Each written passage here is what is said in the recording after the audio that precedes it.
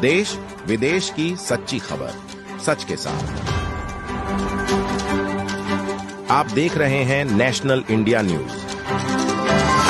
वाराणसी के एक शिष्टमंडल जिला अध्यक्ष राजेश्वर पांडे के नेतृत्व में अपनी समस्याओं जैसे वित्त विधेयक 2025 में पेंशन संबंधी विपरीत नियमों को वापस लेने, वरिष्ठ नागरिकों को पूर्व की भांति रेलवे किराए में छूट, कर्मचारियों के साथ ही महंगाई भत्ते के आदेश के साथ ही पेंशनरों का महंगाई राहत का आदेश निर्गत कराने, 65, 70 व 75 वर्ष की आयु पर क्रमिक पेंशन वृद्धि आदि के लिए ज्ञापन सांसद कार्यालय वाराणसी में दिया गया।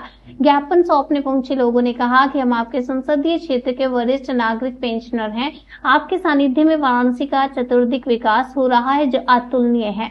दिनांक 25/3/2025 को संसद में पारित वित्त विधेयक 2025 के माध्यम से केंद्र सरकार द्वारा संचित निधि पेंशन देयदाताओं पर व्यय के संदर्भ में सीसीएस पेंशन नियमों व सिद्धांतों की सत्यता के नाम पर किए गए संशोधन अत्यंत प्रतिक्रियावादी एवं संविधान विरोधी प्रतीत हो रहे हैं। इस विधेयक का मुख्य उद्देश्य सेवानिवृत्ति के आधार पर पेंशन भोगियों को विभिन्न वर्गों में विभाजित करना एवं उन्हें भविष्य के संभावित लाभों से वंचित करना प्रतीत हो रहा है, जो डीएस नकारा बनाम भारत सरकार के ऐतिहासिक निर्णय का स्पष्ट उल्लंघन है। उक्त निर्णय में संविधान के अनुच्छेद 14 का उल्लंघन माना गया है।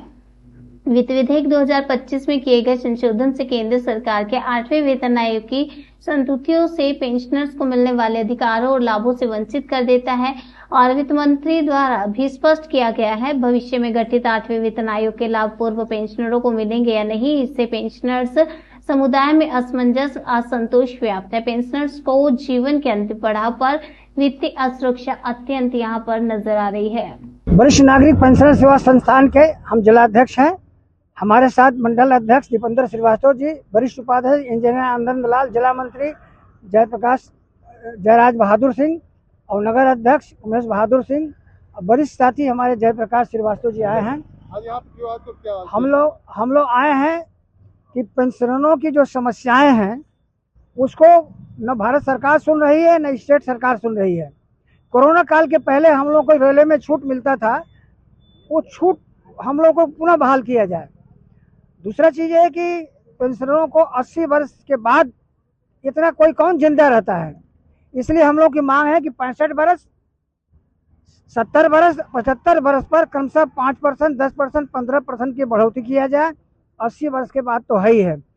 और हम लोग को जो वरिष्ठ नागरिक हैं उनको 8वें वेतन आयोग की रिपोर्ट में भी हम लोगों को सारी सुविधाएं पूर्व के भाग दिया जाए। तो कितनी सूत्री मांग है आप लोग? हम लोग की 6 सूत्री मांग है। यहाँ पे आप लोग गए तो ज्ञापन दिए क्या? हम लोग ज्ञापन दिया है। उन्होंने कहा है कि आपकी मांग पत्र को हम लोग प्रधानमंत्री तक पहुँचा देंगे।